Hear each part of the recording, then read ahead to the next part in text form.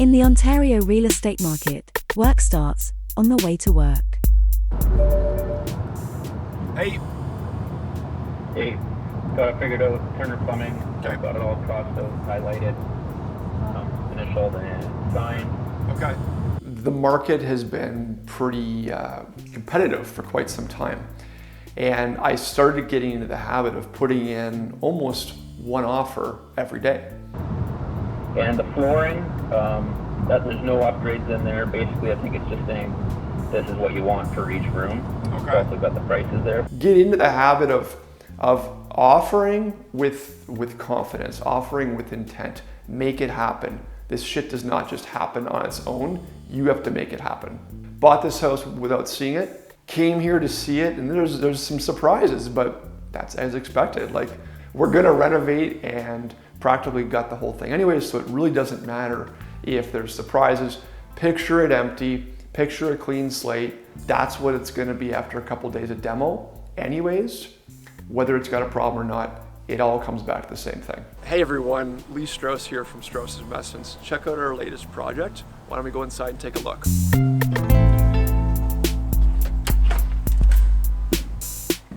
It's all about rolling with the punches. I tell it to everybody.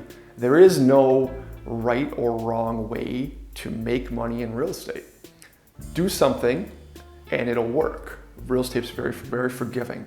So this is a house in Stratford that we've recently closed on. So as you walk in, you can see that we've already started putting in some electrical rough-ins, new closet spaces. We've actually, there used to be an old closet here. You can see it went to about here, and it just really closed off. Actually, there's a wall here too. It really closed off this, so we just got rid of it. To answer your question, this one here, we've got a couple of options. The plan A is to buy it, renovate it, and sell it.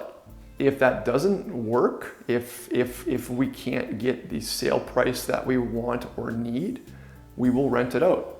And perhaps in a couple of years, maybe we'll sell it, we'll refinance it, whatever it takes. But there's just, the point is there's options, and being nimble and able to make something work is the actual answer. That's where the results happen.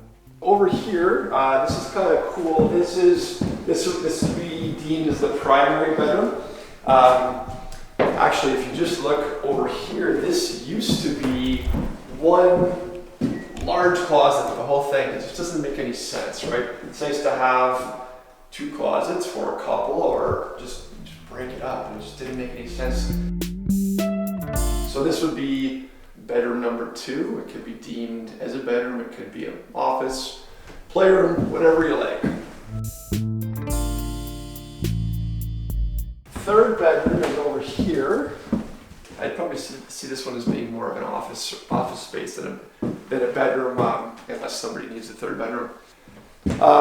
Right here, there used to be a little half wall with a bulkhead that came down here. So again, just everything's closed off. Right here, that's gone, opened up.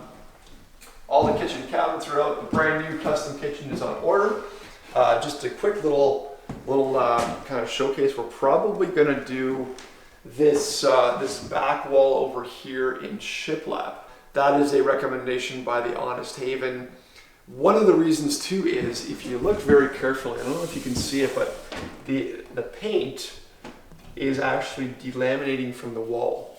That's kind of an issue, because even if you were to skim the whole thing, it's going to cause you grief. So one of the fastest, easiest ways is let's just cover it up with something else. So let's put on some shiplap. It's going to look awesome.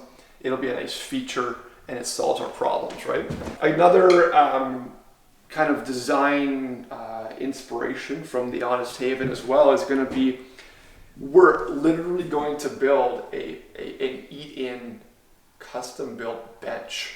So the bench is going to be an L shape in the corner here, and that's going to be part of the kitchen. Like, it's not going to be like a piece of furniture. It's going to be fastened to the wall for the future family to use. It's going to be awesome. Over here, again, we're swapping everything from how it used to be. There's going to be a 36-inch counter depth fridge. 36 inches are super nice. Nobody wants a small little dorm room fridge in their brand new custom kitchen. 36 inch all the way, double door, 36 inch pantry, and then a little 18 inch kind of side cabinet here that's going to be cut on an angle. Everything's custom, everything's new.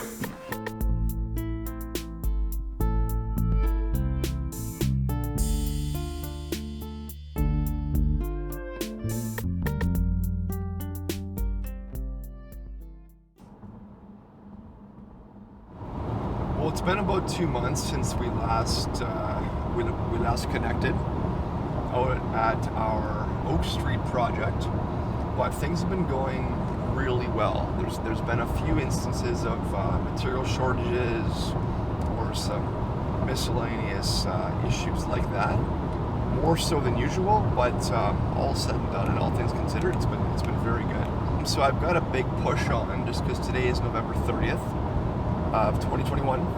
I've got a big push on to get it done and listed in the next 14 days. The plan is to list it for sale, and if I can get the right number for it, then I will sell it, and if I don't, then I would do what's called a refinance and take out some of the newly acquired equity and rent it out.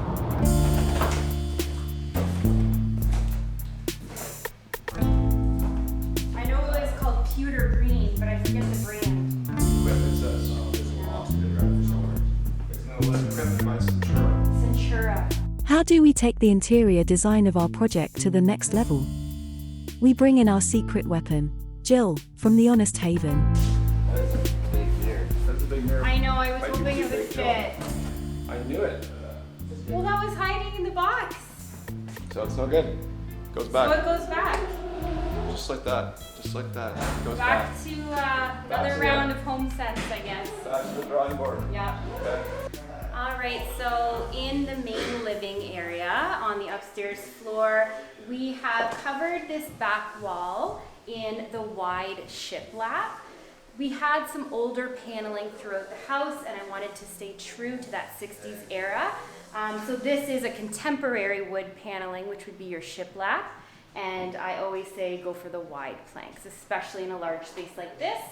We've painted it nice and bright. It's Eider White by Sherwin-Williams. We've got a nice light wood floor, new lighting, and obviously we kept this nice bright window. It does have some of the gold gridding in it, which we found stays true to the 60s era with our contemporary flair. With some of our projects, we do a complete overhaul, and you wouldn't even be able to tell the prior year of the home. But when I walked into this one, I always kind of get a feel for the space, and I really wanted to stay true to its 60s era. There are some beautiful colors used in the 60s, so we brought that to life with a contemporary aspect to it. So a more modern green throughout the house, modern paneling, and we also tried to keep spaces bright and light because there are some walls and some rooms that we couldn't enlarge or take down any walls. So yeah, you'll find 60s aspects throughout the house with that contemporary piece. All right, so in the bathroom, we have a dark green matte tile. It is actually Centura Pewter Green. I fell in love with this tile because it not only has some texture, it's matte, so it won't be slippery, but it also, there's variations in the color of green on each tile, which makes it a little bit more unique and seems like it's hand-picked. Everything in our projects is very unique. Nothing is used twice. So this tile I felt really suited this home. And then we chose to do the herringbone design, again, just to add a little bit extra because it is such a special tile. I wanted it to stand out. And again, we do have the shiplap in here, bringing that modern take on wood paneling. A natural wood vanity, which I found balanced between the white and the dark green. It just softens the colors together. And then in our shower, again, I went with a matte tile, and it's a textured white subway tile. So this was kind of well, I saw it as a pantry. It was a front closet, side closet.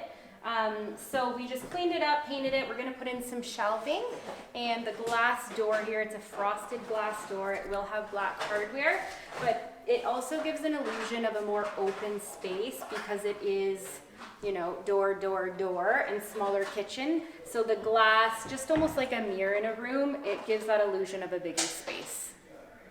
So in the kitchen, we took down a part wall. It is a smaller kitchen and we wanted to open it up as much as we could. We couldn't take down this wall because of the staircase behind it. So we had to work with what we had. While walking in here, you immediately look at this side of the kitchen. We took down the upper cabinets and decided to not put them back in. We changed the layout quite a bit, having the fridge over here, and then we also put in cabinetry right to the ceiling, so you get some of that storage back that you've lost up here. We'll have some shelving, and then over here we have a little nook, an eating nook area.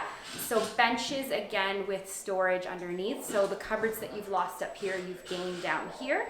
And perfect spot for a little round table, a nice chandelier, and again our modern wood paneling, the wide shiplap, to give it a little extra something in here. And the color we decided to go with in the kitchen is Evergreen Fog by Sherwin-Williams.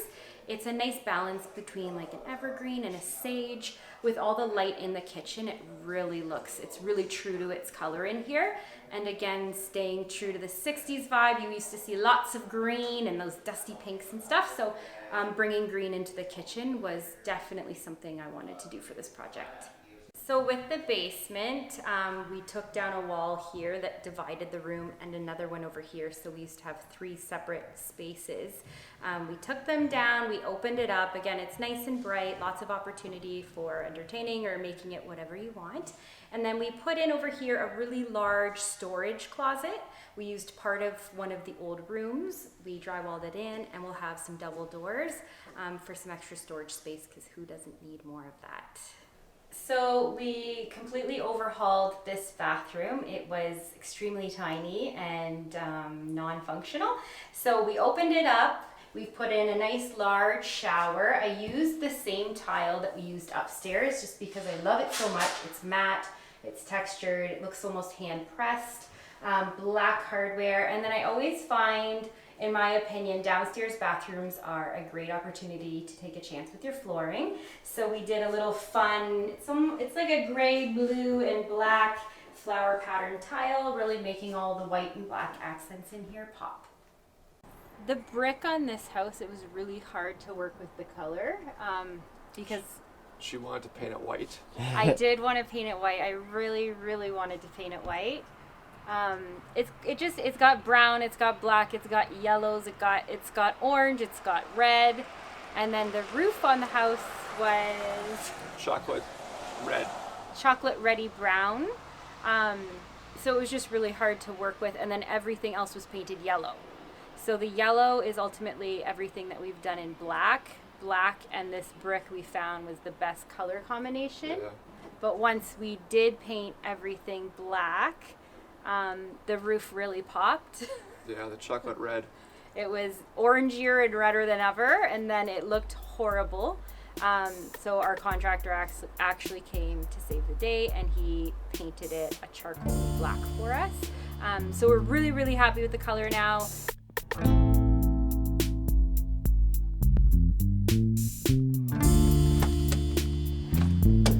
Welcome to the finished product.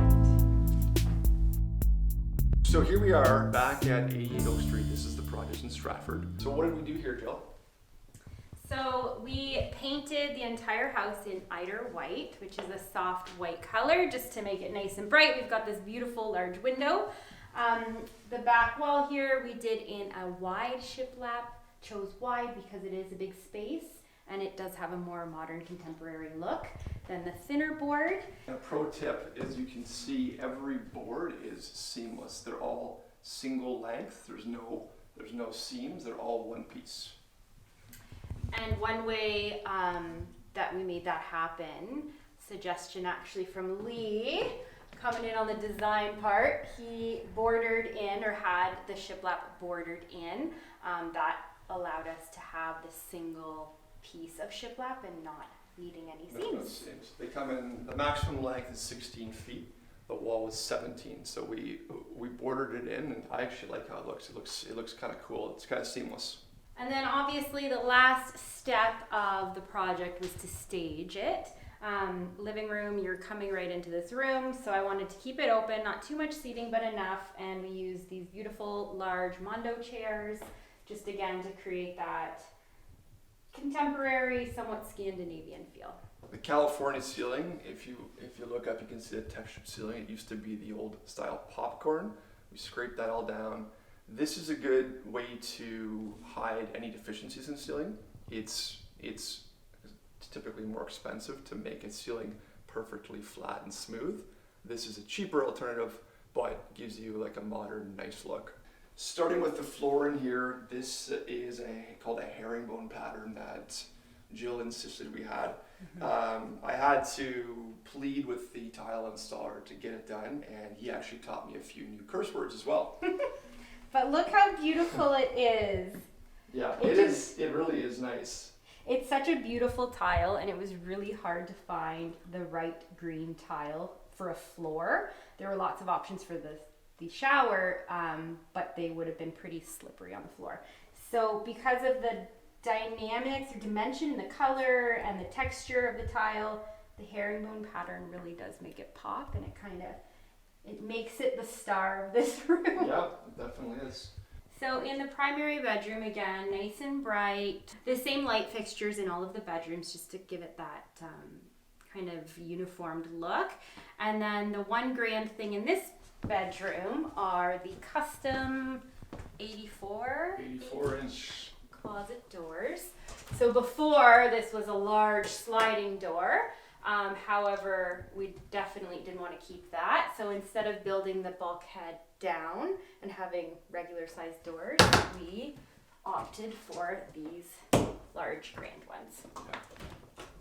Yeah. They don't look like much, but then at the end they do, right? Like it's kind of a weird illusion that these doors give. I know it seems like just a crazy simple thing, but to go from an 80-inch door, which is standard size, to an 84, it's a grand closet. Like it's a statement, and they're expensive and they're hard to get and all those things, but people that have it will appreciate it in the end for sure. And this is the kind of flips that Jill and I do, is we don't do the generic standard builder grade light fixture. This is I don't know, $150, $200 fixture. Yeah. We get pieces that are nice, like that are custom to the house, and we redo every house into something we would feel comfortable and excited to move into. Even in the staging process, like what kind of room would I want to walk into and what feeling does it give? So they're definitely not generic flips. We don't even really like the word flip because you automatically have an idea of what a flip is. We just call them more like a high-end, like our high-end luxury flip. And then while staging this room, definitely kept this light feel, little Scandinavian again with the woods, the blacks, the white, the fur on the bed. This contemporary painting, which is very abstract and simple, so I don't think you can dislike this painting. Something that anyone that walks in could see themselves coming in here and enjoying their evening. And one of the top secret things about this room... You think a bed. We see tables. I see an old work table. Yes, you gotta get creative when staging these spaces. I wanted a big princess bed in here, so instead of using the regular lower beds we use for staging, we created a bigger bed. Well, in here, so it's a 3-bedroom on the main floor. This is a pretty basic room for the renovation side. It's all the same trim, all the same floor, same light fixture, same doors again. One thing I did want to point out about the flooring is, see where Jill's standing? It's seamless. We always do seamless floors. It's more work and more time, but it makes a hell of a difference in the end. In the final product, you can see right through.